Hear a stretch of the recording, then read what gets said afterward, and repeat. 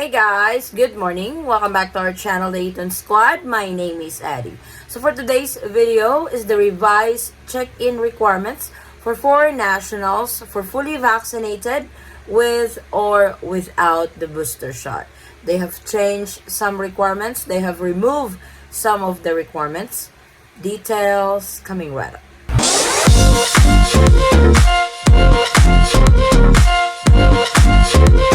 So if you're headed to the Philippines as a foreign national anytime soon, this is the revised entry requirements to all inbound travelers to the Philippines.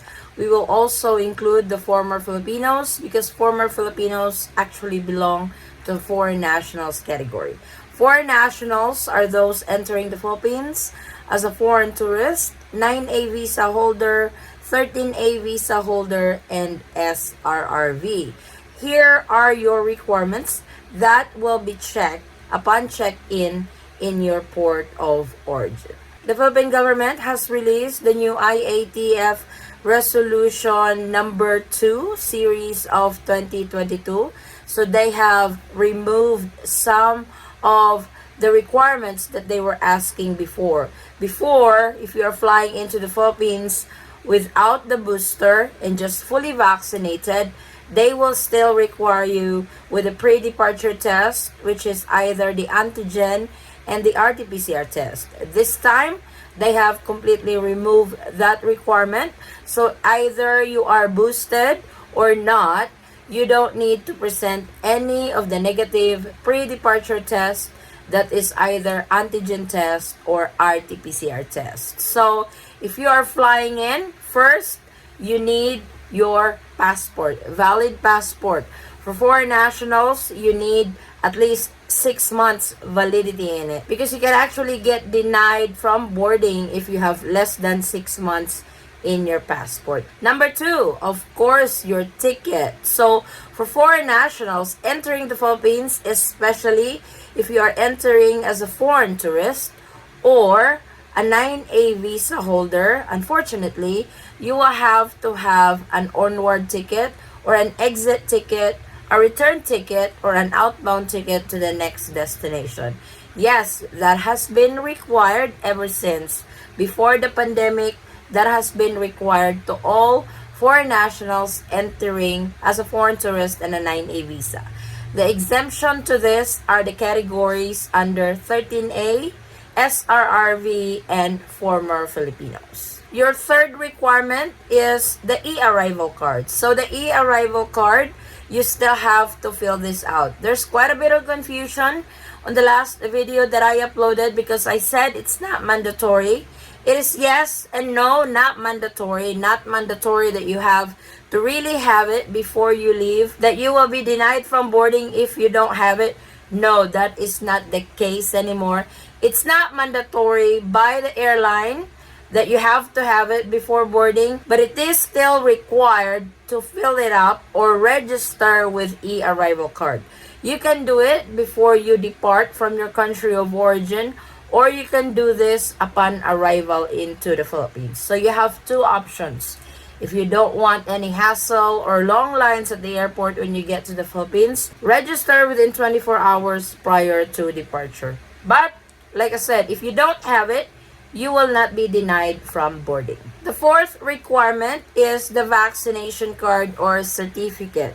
So this is important. You are fully vaccinated with or without the booster shot. So you should have all these documents with you if you are fully vaccinated. Make sure to present this upon check-in because this will be checked by airline staff. According to the IATF resolution, you are fully vaccinated only if he or she is fully compliant with the following requisites. Receive the second dose in a 2-dose series or a single dose COVID-19 vaccine more than 14 days prior to the date and time of departure from the country of origin or port of embarkation.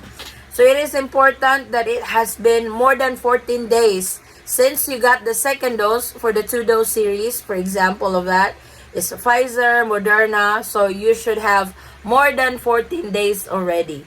If it is 3 months, 6 months, a year, then no problem. What they are requiring is you have the second dose more than 14 days from it, or the single dose, which is the Johnson & Johnson, still more than 14 days. Possess and present any of the following proofs of vaccination: World Health Organization International Certificate of Vaccination and Prophylaxis. This is the WHO yellow card. VaxCert PH. If you were vaccinated in the Philippines, you can register with VaxCert PH.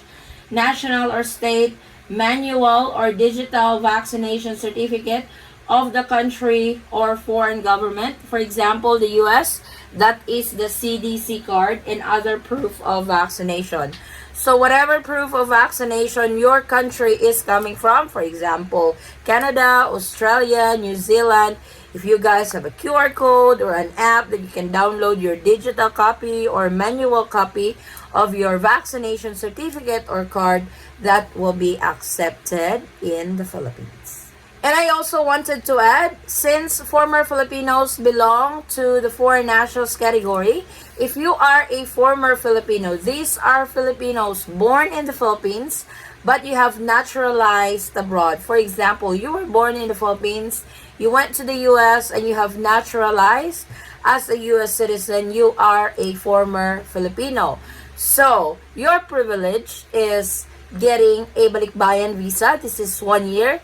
But you need to present either of the following. Number one, if you still have your old or expired Philippine passport, or your PSA birth certificate. So you should have it since you were born in the Philippines. And the third one, if you have the previous Balikbayan stamp in your passport. So former Filipinos traveling to the Philippines, present this document.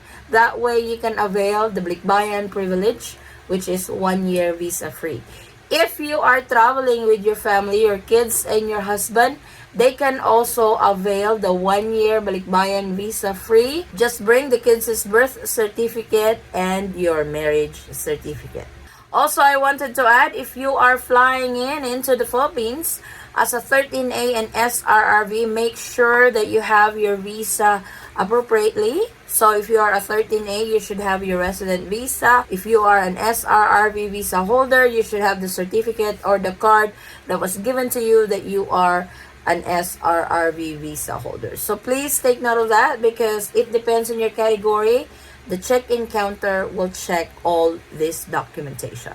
So it looks like it's a lot easier to travel to the Philippines now. I can really say that the Philippines is fully open for everybody. Please keep an eye on the video that I will be uploading as well for the revised entry requirements for unvaccinated foreign nationals and Filipino nationals. I know some of you is still a little worried or annoyed with the e-arrival card. To be honest, it takes 2 minutes to fill it out. So if you cannot do it, have a relative of yours, a friend, a sister, somebody that will help you fill it out if you are having a hard time when it comes to computers. But like I said, you can also do it when you arrive in the Philippines. They will have a help desk for you that will assist you in registration of e-arrival card. And to those who just arrived in the Philippines recently, please share your requirements. How was it? Is it smoother this time? A lot easier to get into the Philippines with the reduced requirements, entry requirements to all inbound travelers, particularly for foreign nationals. And I really appreciate your feedback. You can comment it down below. So this is our latest travel updates to the Philippines, particularly for foreign nationals entering the Philippines as a foreign tourist, 9A visa holder, 13A visa holder, SRRV, and former Filipinos. Please be guided accordingly. Thank you guys so much for watching. If you have any questions, concerns, or inquiries with regards to this video or in any of our travel related videos, please comment it down below and I will try to get back to you guys as soon as I can. Or you can direct message me in our Facebook page, same handle, the Eaton Squad. Again guys, thank you so much for the continued support and trust to our channel and to our family. I hope to see you on our next travel update. Stay safe, stay healthy, and God bless everyone. Bye.